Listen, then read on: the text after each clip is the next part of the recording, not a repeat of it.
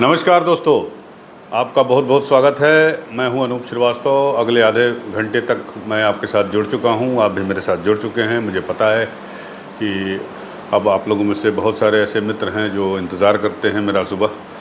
तो 8:15 हो चुके हैं और मंगलवार आज दिन है, दिन की शुरुआत हो गई है। मंगलवार यूँ तो हनुमान जी का दिन माना जाता है, लेकिन आज एक बड़ा दिन है हमारे लिए और वो है आज गणेश चतुर्थी का दिन है।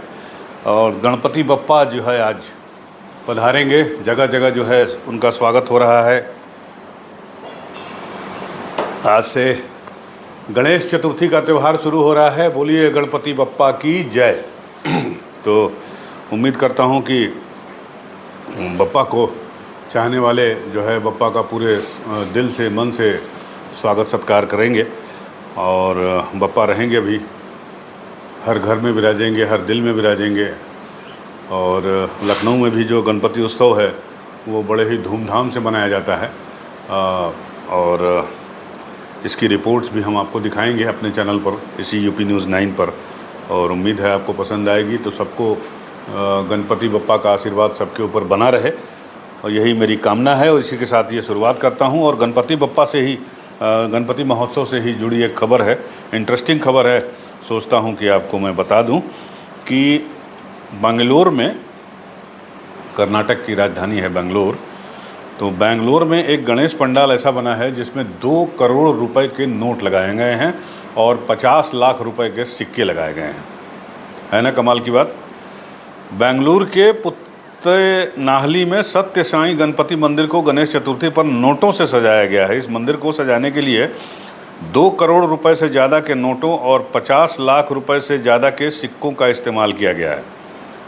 परिसर में 22 सीसीटीवी कैमरे लगाए गए हैं सुरक्षा के लिए और गनमैन भी तैनात किए गए हैं। जानकारी जो मिली है उसके मुताबिक 150 स्वयंसेवक वॉलंटियर्स और कर्मचारियों ने मिलकर इस मंदिर की सजावट की है और इसे तैयार करने में करीब करीब 3 महीने का समय लगा है। तो है ना इंटरेस्टिंग कि 2 करोड़ के नोट से जो है गणपति बप्पा का पंडाल सजा दिया और 50 लाख के सिक्के भी उसमें लगाए हैं। तो जाहिर सी बात है कि बड़ा मेहनत हुआ होगा, जैसा कि आपको पता है। तो ये थी गणपति महोत्सव से जुड़ी खबर। और मैं आपसे उम्मीद करता हूँ, अपील करता हूँ कि अगर आपके शहर में भी अगर कुछ ऐसा कोई ऐसा पंडाल बना है जो बहुत अच्छा है और आपको अच्छा लग रहा है, देखने में डिफरेंट लग रहा है, सुंदर लग रहा है, कुछ यूनिक उसमें बना हुआ है, मैं लखनऊ सहित सारे जो मेरे दर्शक हैं, जो भी मुझे जहाँ से भी देख रहे हैं, तो आप मुझे जो है वहाँ की वीडियो बना के भेज दीजिए। 2-3 मिनट की वीडियो, 3-4 मिनट की, 1-1 मिनट के करके मैं उसको अपने चैनल पे ज़रूर स्थान दूंगा और आपका नाम भी मैं उस पर प्रसारित करूंगा जिस भाई या बहन ने मुझे भेजा होगा। और आप अपना परिचय भी उसमें अपना रिकॉर्ड करके भेज सकते हैं, उसको भी मैं चला दूंगा। तो मुझे इंतज़ार रहेगा पूरे गणेश चतुर्थी की आप लोग हमारे पास अपने अपने शहर के जो यूनिक पंडाल्स हैं गणपति बप्पा के जो बने हैं, सजाए गए हैं, तो उसकी रिकॉर्डिंग हमें भेजिएगा 2-4 मिनट 5 मिनट की। और साथ ही साथ वहाँ मौजूद जिन्होंने पंडाल बनाया है उनकी, अगर आप उनका बयान ले सकें, रिकॉर्ड कर सकें, 1 मिनट का, 1.5 मिनट का या 2 मिनट का, और साथ ही साथ अपना परिचय रिकॉर्ड करके भेज दें। वहाँ जो उपस्थित श्रद्धालु हैं उनमें से किसी का बयान रिकॉर्ड कर लें, बाइट रिकॉर्ड करके भेज दें, तो मैं उसे अपने चैनल पे और उसके बारे में थोड़ी डिटेल लिख के भेज दीजिए मुझे व्हाट्सएप पे। मेरा नंबर है 9415227299। एक बार फिर मैं रिपीट करता हूँ, 9415227299। तो आप भेजिए, मुझे इंतज़ार रहेगा। और गणपति बप्पा का ये त्यौहार जो है, आइए हम और आप मिलकर धूमधाम से मनाएं, गणपति बप्पा की रिपोर्टिंग करें, आप भी और हम भी। तो ये थी गणपति बप्पा। अब गणपति बप्पा से हम आते हैं थोड़ा देश की राजनीति पर। तो देश की राजनीति में जो है सबसे बड़ी खबर जो है वो ये है कि आपको तो पता ही है कि पार्लियामेंट का सेशन जो है वो शुरू हो गया है। और कल जो है हमारी जो लोकसभा है गोल आकार की, पुरानी वाली संसद भवन, वहाँ पर इसकी शुरुआत हुई और आज गणेश चतुर्थी के दिन जो हमारा नया संसद भवन बना है, न्यू पार्लियामेंट हाउस, तो उसमें जो है आज से संसद का सारा कामकाज शिफ्ट हो रहा है। आज से जो संसद चलेगी अब वो नए भवन में चलेगी, नए संसद भवन में चलेगी। और कल जो है इसको लेके बड़ा गहमागहमी रही पुराने संसद भवन में, और प्रधानमंत्री ने एक स्पीच दी और बड़ी ही भावुक स्पीच थी उनकी। और इसमें उन्होंने जो उस सदन में जो इतिहास है सदन का 75 सालों का, उसके बारे में बताया। सबको याद किया, नेहरू को याद किया, इंदिरा को याद किया, लाल बहादुर शास्त्री को याद किया, B.R. अम्बेडकर साहब को याद किया, और अटल बिहारी वाजपेयी को याद किया, सभी लोगों को याद किया। इंद्रजीत गुप्ता जो CPI के वामपंथी सांसद थे, करीब 35 साल रहे, उनको याद किया। 25 साल की एक महिला सांसद हुई थी सबसे पहली बार, सबसे यंग, उनको याद किया था। पत्रकारों को याद किया, पत्रकार जिन्होंने वहाँ कवरेज किया। मोदी जी ने कहा कि भाई कुछ पत्रकार तो ऐसे थे कि जो उनका जीवन गुजर गया वहाँ पे करते हुए। तो कुछ सर्टेन पार्ट्स हैं मोदी जी के भाषण के, आपने सुना होगा, तो पूरा भाषण तो नहीं पढ़ूंगा, काफ़ी लंबा हो जाएगा, इसमें छपा हुआ है नवभारत टाइम्स में। लेकिन कुछ कुछ जो है लाइनें जो बड़ी चर्चा में रही कल से और चर्चा में हैं, वो मैं आपको बता देता हूँ कि आदरणीय अध्यक्ष जी यानी PM मोदी साहब का ये भाषण बोल रहे हैं on behalf of PM Modi. सदन में पंडित नेहरू का at the stroke of midnight की गूंज हम सबको प्रेरित करती रहेगी। इसी सदन में अटल जी ने कहा था, सरकारें आएंगी जाएंगी, पार्टियां बनेंगी बिगड़ेंगी, लेकिन ये देश रहना चाहिए। देश की 75 वर्षों की संसदीय यात्रा, उसका एक बार पुनः स्मरण करने के लिए और नए सदन में जाने से पहले उन प्रेरक पलों को, इतिहास की महत्वपूर्ण घड़ी को स्मरण करते हुए आगे बढ़ने का ये अवसर हम सब इस ऐतिहासिक भवन से विदा ले रहे हैं। आज़ादी के पहले ये सदन इम्पीरियल लेजिस्लेटिव काउंसिल का स्थान हुआ करता था। आज़ादी के बाद संसद भवन के रूप में इसको पहचान मिली। ये सही है, इस इमारत के निर्माण करने का निर्णय विदेशी सांसदों का था, लेकिन ये बात हम कभी नहीं भूल सकते और गर्व से कह सकते हैं कि इस भवन के निर्माण में पसीना मेरे देशवासियों का लगा था, परिश्रम मेरे देशवासियों का लगा था, और पैसे भी मेरे देश के लोगों के लगे थे। इस सदन ने जब नाम सबमिट हुआ था, नॉन अलायंस मूवमेंट हुआ करता था, जवाहरलाल नेहरू साहब ने इसको शुरू किया था। इसके जो मेंबर हुआ करते थे NAM के, नॉन अलायंस मूवमेंट, तो वो जो है ना रूस की तरफ होते थे ना अमेरिका की तरफ होते थे। रूस का मतलब सोवियत यूनियन, तो उस समय सोवियत यूनियन हुआ करता था। तो जो किसी भी दल में, गुट में शामिल नहीं थे, वो नाम में हुआ करते थे। तो NAM की समिट हुई थी, उसको याद किया PM ने। सर्वसम्मति से प्रस्ताव पारित करके देश के इस प्रयास को सराहा गया। आज G20 की सफलता को भी आपने सर्वसम्मति से सराहा है। मैं मानता हूँ देशवासियों का आपने गौरव बढ़ाया है। मैं आभार व्यक्त करता हूँ। G20 की सफलता 140 करोड़ देशवासियों की है। ये भारत की सफलता है और किसी व्यक्ति की सफलता नहीं है। देखिए, उन्होंने याद किया कि मैं जब पहली बार संसद का सदस्य बना और पहली बार एक सांसद के रूप में इस भवन में मैंने प्रवेश किया, तो सहज रूप से मैंने इस संसद के भवन के द्वार पर अपना शीश झुकाकर लोकतंत्र के मंदिर को श्रद्धा भाव से नमन करते हुए मैंने पैर रखा था। वह पल मेरे लिए भावनाओं से भरा था। मैं कल्पना नहीं कर सकता, लेकिन भारत के लोकतंत्र की ताकत है, भारत के सामान्य मानवीय लोकतंत्र के प्रति श्रद्धा का प्रतिबिंब है कि रेलवे प्लेटफॉर्म पर गुजारा करने वाला एक गरीब का परिवार का बच्चा पार्लियामेंट में पहुंच गया। और देखिए, उन्होंने ये भी बताया कि करीब करीब इस 75 साल में 7,500 से अधिक जनप्रतिनिधि यानी राज्यसभा के सांसद और लोकसभा के सांसद दोनों सदनों में मिलाकर अपना योगदान दिए हैं। हालांकि इस दौरान कुल 600 महिला सांसदों ने भी इस सदन की गरिमा को बढ़ाया है। मतलब 7,500 के मुकाबले महज 600 महिलाएं, इसीलिए वुमेन रिजर्वेशन बिल आ रहा है। उसके बारे में भी अब इसके बाद में बताऊंगा आपको मैं। और प्रधानमंत्री नरेंद्र मोदी जी ने है इंद्रजीत गुप्ता को याद किया।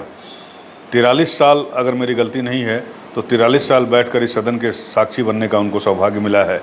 यही सदन है जहां आदरणीय अध्यक्ष जी, जहां शफीकुर रहमान बर्क, समाजवादी पार्टी के सांसद, 93 साल की उम्र में भी सदन में अपना योगदान देते रहे हैं। आदरणीय अध्यक्ष जी, ये भारत के लोकतंत्र की ताकत है कि 25 साल की उम्र में चंद्रमणि मुर्मू इस सदन की सदस्य बनी थी, तब वह सबसे छोटी उम्र की सदस्य बनी थी।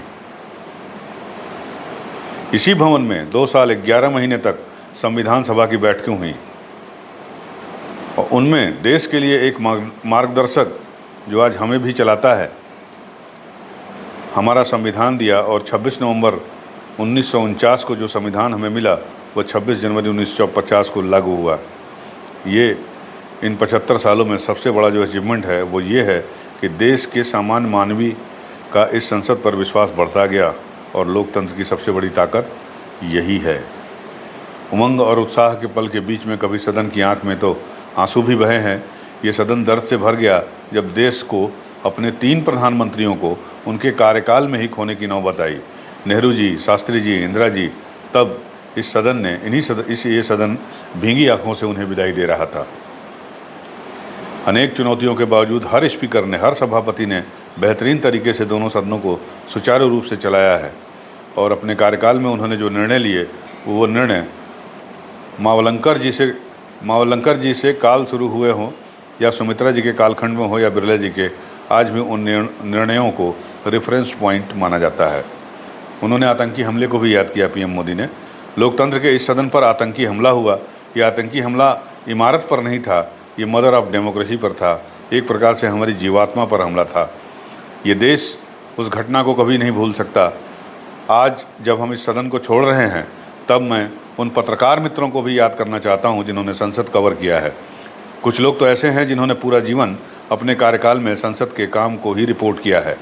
लोकतंत्र के प्रति श्रद्धा रखने वाला व्यक्ति आज से 50 साल के बाद भी जब इस भवन को यहाँ देखने के लिए आएगा तो उसे उस गूंज की अनुभूति होगी कि कभी भारत की आत्मा की आवाज़ यहाँ पर गूंजती थी। सबका साथ सबका विकास का मंत्र, अनेक ऐतिहासिक निर्णय, दशकों से लंबित विषय, उसका स्थायी समाधान भी इसी सदन में हुआ है।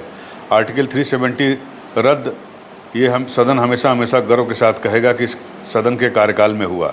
जीएसटी का निर्णय भी इसी सदन ने किया। 1 रैंक 1 पेंशन को भी इसी सदन ने देखा। गरीबों के लिए 10% आरक्षण की सौगात भी बिना विवाद के इसी सदन में दी गई। आदरणीय अध्यक्ष जी, मुझे पूरा विश्वास है कि आपके मार्गदर्शन में और इस अनुभवी माननीय सांसदों के सामर्थ्य से हम नई संसद में जब जाएंगे तो नए विश्वास के साथ जाएंगे। तो आज से हमारे सांसद जितने भी हैं वो जाएंगे नए भवन में। आज गणेश चतुर्थी के दिन पर इसी को चुना गया, इसीलिए स्पेशल सेशन बुलाया गया और एक तरह से जो है मास्टर स्ट्रोक खेला मोदी जी ने। मुझे लगता है कि 2 चीज़ें। नंबर 1 तो गणेश चतुर्थी के दिन वो एंट्री कर रहे हैं नए पार्लियामेंट भवन में, और नंबर 2 कि आज ही के दिन जो है वुमेन रिजर्वेशन बिल, महिला आरक्षण बिल, जो पहली बार 1996 में मार्च में मतलब लाया गया था, लेकिन अभी तक वो जो है पास नहीं हो पाया संसद से। आपको तो पता ही है कि लेकिन कल मोदी जी की कैबिनेट ने उसको पास कर दिया। तो इसका और ये राज्यसभा से अगस्त 2010 में पास हो गया है। इसमें लिखा हुआ है कि ये 2010 में महिला आरक्षण बिल को राज्यसभा से मंजूरी मिली थी, लेकिन ये लोकसभा से पास नहीं हो सका था। सरकार का दावा है कि बिल पास होने के बाद महिलाओं का वोट उनके पक्ष में जाएगा। तो लोग बता रहे हैं कि एक तरह से मास्टर स्ट्रोक खेला है नरेंद्र मोदी जी, हमारे प्रधानमंत्री जी ने, क्योंकि अब चुनाव नज़दीक आ रहे हैं, आपको तो पता ही है। तो ये बड़ा इंटरेस्टिंग होगा कि आज की शुरुआत में ही संभवतः ये बिल आज लोकसभा में पेश कर दिया जाए। तो ये वही बिल पेश होगा जो राज्यसभा से पास हुआ है, या उसमें कुछ संशोधन करके लाया जाएगा, ये एक सवाल बना हुआ है, सस्पेंस बना हुआ है। अगर सेम बिल आएगा जो पास हो चुका है राज्यसभा से 2010 में, तो उसमें जो है उसके मुताबिक 33% आरक्षण जो है महिलाओं को मिलेगा लोकसभा की सीटों के लिए और राज्यसभा की सीटों के लिए। तो तब तो उसको दोबारा राज्यसभा में भेजने की ज़रूरत नहीं पड़ेगी। लेकिन अगर इसमें कुछ संशोधन के साथ इसको पेश करते हैं, कुछ संशोधन जैसे कुछ राजनीतिक दल जो है जो नहीं चाहते कि महिला आरक्षण बिल लागू हो, क्योंकि पुरुष प्रधान पार्टियां हैं बहुत सारी पार्टियां हैं, खासकर रीजनल पार्टियां, मैं नाम नहीं लेना चाहता, और लेकिन उनका ये कहना है कि साहब उसमें कोटा दीजिए, ओबीसी कोटा दीजिए, तो कोटे के अंदर कोटा दीजिए। मतलब एक तो वुमेन का कोटा, उसमें भी ओबीसी कोटा मांग रहे हैं। तो 2010 में पेश किए गए बिल और इस बार मोदी सरकार के बिल में अंतर हो सकता है। इस बार बिल में ओबीसी के लिए कोटा हो सकता है, हालांकि अब तक सरकार की ओर से इसकी पुष्टि नहीं की गई है। सोमवार को लोकसभा में अपने संबोधन में पीएम मोदी ने संसद में महिलाओं के प्रतिनिधित्व बढ़ने पर खास टिप्पणी की थी, तभी से इस बिल की संभावना बढ़ गई थी। तो बिल आने पर आगे की राह क्या होगी, इसमें लिखा है। पहले तो ये लिखा है कि महिलाओं के आरक्षण के बिल को लेकर केंद्रीय कैबिनेट की मंजूरी हो गई है, चर्चा लिखा है इसने, सबको पता है कि मिल गई। केंद्रीय मंत्री प्रहलाद पटेल ने सोशल मीडिया पर इसकी जानकारी दी, फिर वो ट्वीट को, या एक्स जिसको ट्विटर का नाम नया है एक्स, उस पर से अपनी की गई इस पोस्ट को उन्होंने हटा दिया। लंबे समय से महिला आरक्षण बिल के लिए बढ़ रहा है दबाव, सभी दल पक्ष में हैं, सभी चाहते हैं कि महिलाओं के लिए आरक्षण हो, लेकिन कैसे हो ये नहीं पता है। और संसद से बिल पास होता है तो आम चुनाव में इसे लागू किया जा सकता है। कानून की पेचीदगी ये है कि किस आंकड़े को पैमाना बनाया जाए। 2021 में जनगणना नहीं हुई, 1/3 लोकसभा सीट आरक्षित करने में दिक्कत नहीं होगी। अभी यह साफ नहीं है कि बिल में विधानसभा में भी महिला आरक्षण का प्रावधान है या नहीं। वहाँ भी प्रावधान हुआ तो विधानसभा चुनाव को लेकर भी सस्पेंस साफ करना होगा। तो विधानसभा के लिए है कि नहीं, ये भी ये क्लियर जब बिल टेबल्ड होगा तब पता चलेगा। कोटे के अंदर कोटा होगा कि नहीं, तब ये पता चलेगा। 2010 में पेश किए गए बिल और इस बार मोदी सरकार के बिल में अंतर हो सकता है। इस बार बिल में ओबीसी के लिए कोटा हो सकता है, हालांकि अब तक सरकार की ओर से इसकी पुष्टि नहीं की गई है। सोमवार को लोकसभा में अपने संबोधन में पीएम मोदी ने तो ये है।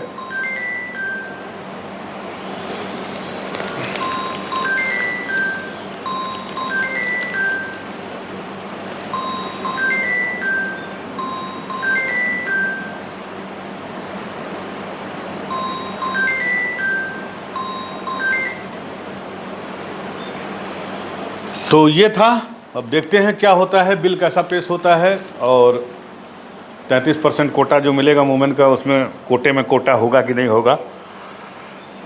ओबीसी का तो मुद्दा मुझे लगता है कि आ सकता है, क्योंकि ओबीसी पे फोकस है मोदी जी का, या बीजेपी कहिए या सारी पार्टियां कहिए। अब हमारे यहाँ यूपी में तो समाजवादी पार्टी भी ओबीसी पे वो फोकस कर रही है। ओबीसी दलित और मुस्लिम का जो है गठजोड़ बनाने में लगी है, और बीजेपी का भी जो है वो बड़ा फोकस है ओबीसी पे। तो मुझे तो इस बात की उम्मीद है कि ओबीसी का कोटा जो है उसमें दिया जा सकता है। अब विधानसभा में करेंगे कि नहीं, करना तो चाहिए विधानसभा के लिए भी, वो देखना होगा। विधानसभा के लिए करेंगे तो संसद से सभी विधानसभाओं से पास कराना पड़ेगा। तो बहरहाल इंतज़ार करते हैं, 11, 12, 1, 2 देखें कब तक आता है। आज हमें संसद टीवी देखना चाहिए, आप भी देखिएगा। तो चलिए अब वहाँ से, संसद से चलते हैं सुप्रीम कोर्ट। सुप्रीम कोर्ट में कल 2 बातें बड़ी महत्वपूर्ण कहीं। पहली बात तो उन्होंने कहा कि जो महाराष्ट्र के स्पीकर हैं वो विधायकों की अयोग्यता, विधायक जो 56 विधायक शिंदे गुट के साथ चले गए थे, उद्धव जब शिवसेना का बंटवारा हुआ था, उसके बाद सरकार बनी बीजेपी की, एकनाथ शिंदे को मुख्यमंत्री बना दिया गया, तो उद्धव ठाकरे ने स्पीकर के सामने अयोग्यता वाला वो दिया था एप्लीकेशन, प्रार्थना पत्र कि इनको अयोग्य घोषित किया जाए, जिन्होंने हमारी पार्टी तोड़कर और उसमें एकनाथ शिंदे के साथ, बीजेपी के साथ मिल गए और सरकार बनाया। वो जो है उसके बारे में 11 मई 2023 को सुप्रीम कोर्ट ने जजमेंट दिया था, और मतलब 3 महीना हो गया, मई, जून, जुलाई, अगस्त, सितंबर, जून, जुलाई, अगस्त, सितंबर, हाँ 4था महीना है ये। तो कि भैया इस पर कुछ करिए आप, लेकिन उस पर से स्पीकर ने कुछ किया नहीं। तो कल कोर्ट बड़ा नाराज़ हुए। हमारे चंद्रचूड़ साहब, चीफ जस्टिस DY चंद्रचूड़ की अगुवाई वाली बेंच ने स्पीकर से कहा है कि वह अयोग्यता पिटीशन पर कार्रवाई करने के लिए 1 हफ्ते में टाइमलाइन तय करें, कि 1 हफ्ते में वो बताएं कि कब तक कार्रवाई करेंगे कि नहीं करेंगे, क्या करेंगे। उद्धव ग्रुप ने स्पीकर के समक्ष अर्जी दाखिल कर शिंदे ग्रुप के 56 विधायकों को अयोग्य घोषित करने की मांग की है। सुप्रीम कोर्ट ने कहा कि 10वीं अनुसूची के तहत स्पीकर अयोग्यता की अर्जी पर अनिश्चितकालीन देरी नहीं कर सकते। 11 मई 2023 के अपने जजमेंट को रेफर करते हुए कोर्ट ने पूछा कि इस जजमेंट के बाद स्पीकर ने क्या किया। जजमेंट में कहा गया कि स्पीकर उचित समय में अयोग्यता वाली अर्जी पर फैसला लें। उद्धव की ओर से पेश वकील कपिल सिब्बल ने कहा कि याचिकाकर्ताओं ने स्पीकर से कई बार आग्रह किया, लेकिन उन्होंने कोई एक्शन नहीं लिया। अब कोर्ट की सुनवाई से 4 दिन पहले 14 सितंबर की तारीख स्पीकर ने लगाई है और उस दिन याचिकाकर्ताओं से दस्तावेज मांगे और सुनवाई टाल दी। तो थोड़ी मुश्किल होगी अब वहाँ पे जो सरकार चला रहे हैं शिंदे साहब, एकनाथ शिंदे, और जो स्पीकर हैं देखते हैं वो क्या करते हैं। तो ये भी बड़ा लंबित मामला है और सुप्रीम कोर्ट के चर्चित मामलों में से एक है।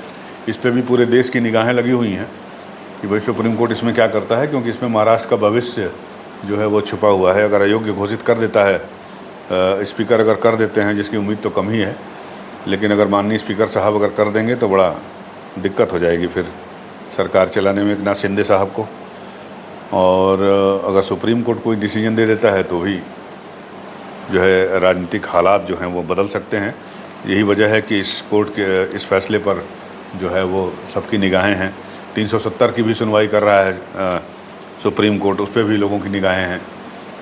ऐसे 2-4 मामले हैं जो काफ़ी इम्पोर्टेंट हैं और पूरे देश की निगाहें सुप्रीम कोर्ट की ओर लगी हुई हैं।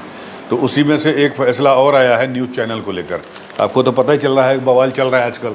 गोदी मीडिया, मोदी मीडिया, हादी मीडिया, हाजी मीडिया, मियाँ मीडिया, मुल्ला मीडिया, हिंदू मीडिया, सनातन मीडिया, फलाना मीडिया, ठिकाना मीडिया, तमाम मीडिया चल रहा है।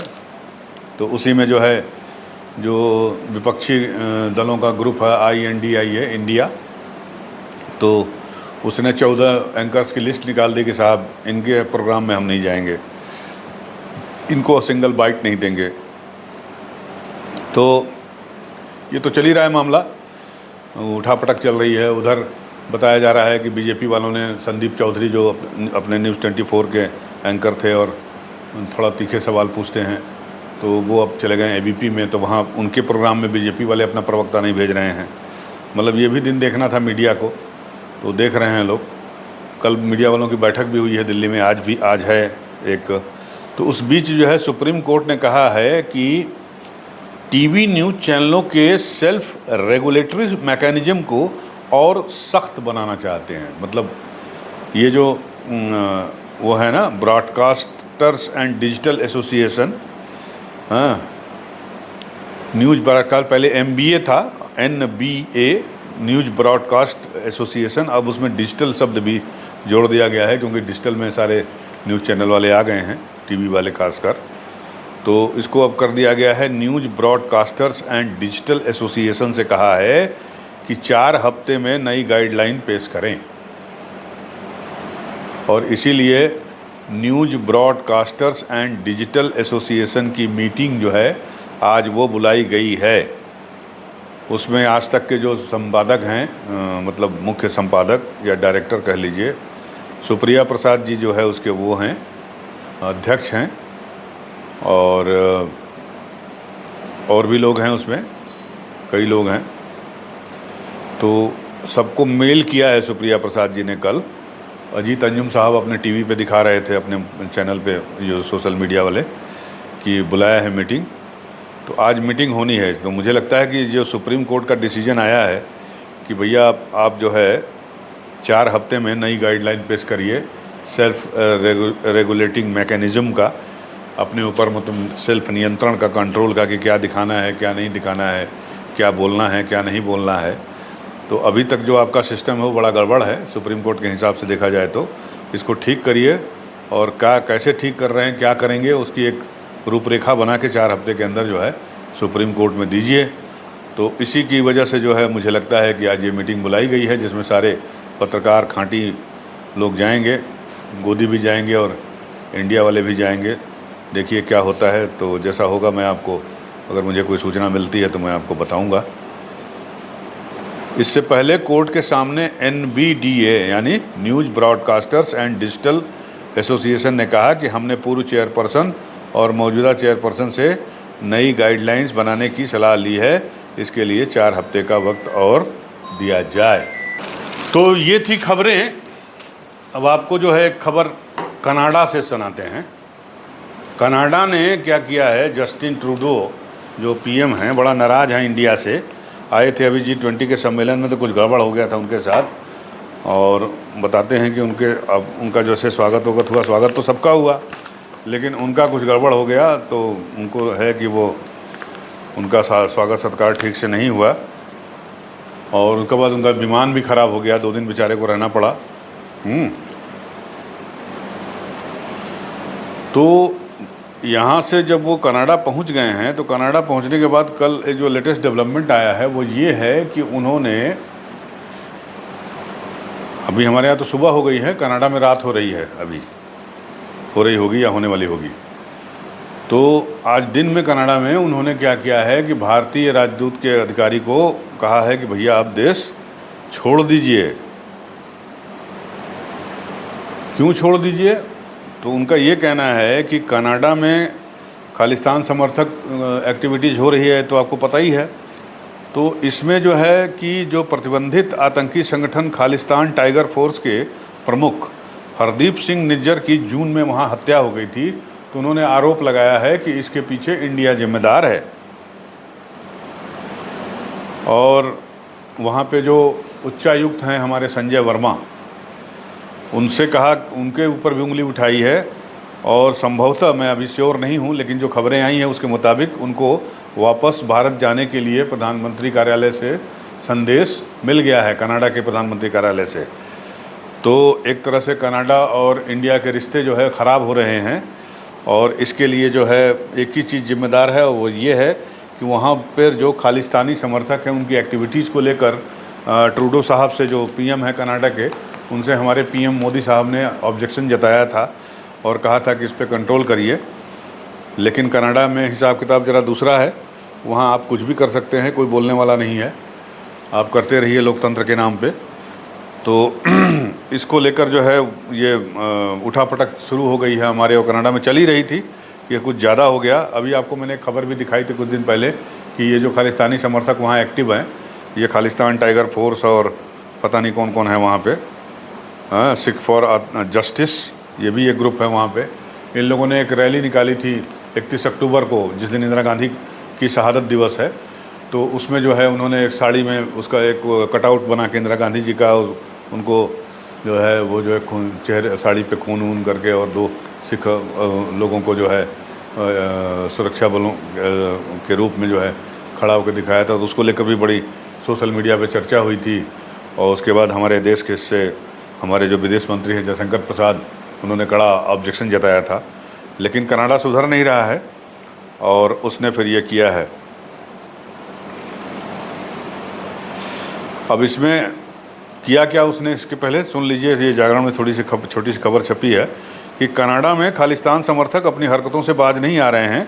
एक बार फिर से उन्होंने अगले महीने जनमत संग्रह कराने की घोषणा की है। इसमें वो पूछेंगे कि क्या प्रतिबंधित आतंकी संगठन खालिस्तान टाइगर फोर्स के प्रमुख हरदीप सिंह निज्जर की जून में हत्या के लिए भारतीय उच्चायुक्त संजय वर्मा जिम्मेदार हैं।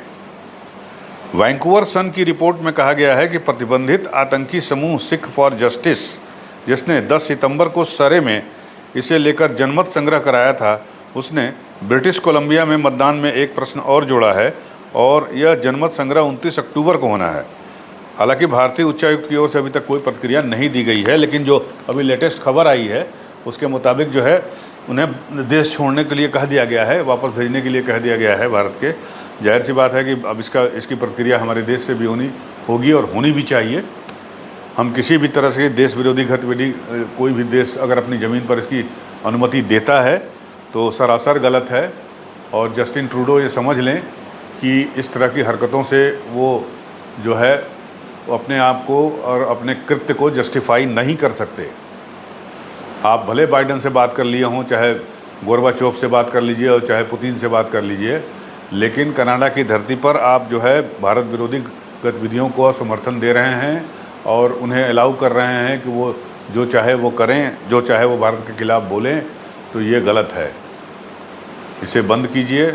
बहुत सारे भारतीय वहाँ रहते हैं पंजाब के तो आधे लोग हमको लगता है कि वहाँ बसे होंगे कनाडा में, और अभी बड़ा पढ़ाई के लिए भी बच्चे वहाँ जा रहे हैं तमाम उत्तर भारत से या चाहे दक्षिण भारत से। तो रिश्ते मत बिगाड़िए और सौहार्द बनाए रखिए। व्यापार जो चल रहा है हम दोनों के बीच में उसे बनाए रखिए। और मिनी कनाडा, जो कनाडा है उसको मिनी पंजाब कहा जाता है। तो इसका मतलब ये नहीं कि आपकी आर्थिक समृद्धि में हमारे देश के लोग वहाँ अपना योगदान कर रहे हैं तो आप इस हद तक चले जाएं कि उसमें से कुछ सिरफिरे लोग अगर उल्टा सीधा डिमांड करते हैं तो आप उनका समर्थन करने पे उतर आएँ। और आप जनमत संग्रह कराएंगे कि भारतीय अधिकारी ने वहाँ जो है वो निज्जर की हत्या करवाई, ये कहाँ का तुक है। तो ये सब चीज़ें हैं, मुझे लगता है कि इन सब चीज़ों पर आप भी गौर करिएगा। बड़ा गहमा गहमी वाला दिन है राष्ट्रीय स्तर पर भी और अंतर्राष्ट्रीय स्तर पे भी। जाहिर सी बात है कि ये मामला यहीं रुकेगा नहीं भारत और कनाडा के बीच, क्योंकि मामला जो है काफ़ी संवेदनशील है। और अब कनाडा के प्रधानमंत्री खुलकर जो है भारत विरोधी बयान दे रहे हैं। उन्होंने सीधे सीधे आरोप लगाया है हमारे देश के ऊपर कि जो है हमारे देश के लोगों का हाथ है वो निज्जर के मारने में। तो मुझे उम्मीद है कि इसका करारा जवाब उन्हें हमारे प्रधानमंत्री जी देंगे, क्योंकि वहाँ उधर से प्रधानमंत्री का बयान आया है तो हमारी तरफ से भी प्रधानमंत्री का बयान होना चाहिए और एक बिफिटिंग रिप्लाई जिसको अंग्रेजी में कहते हैं, मुँह तोड़ जवाब देना चाहिए हमारे देश को। और हमारे विदेश मंत्री जो जयशंकर प्रसाद हैं, जो इन्होंने पहले भी आवाज़ उठाई है, मुझे उम्मीद है कि आज कोई ना कोई बयान ज़रूर आएगा। और संसद का ये सत्र हो रहा है, हो सकता है संसद में ये बयान आए, तो हमें उम्मीद है और हम देखेंगे आज संसद की कार्रवाई। आप भी देखिए क्या होता है, इंतज़ार रहेगा। तो आज बस इतना ही, मिलते हैं फिर आपसे अगले वीडियो में। तब तक के लिए नमस्कार। हमारे चैनल को लाइक करते रहिए, सब्सक्राइब करते रहिए, अपना स्नेह और प्यार बनाए रखिए। धन्यवाद।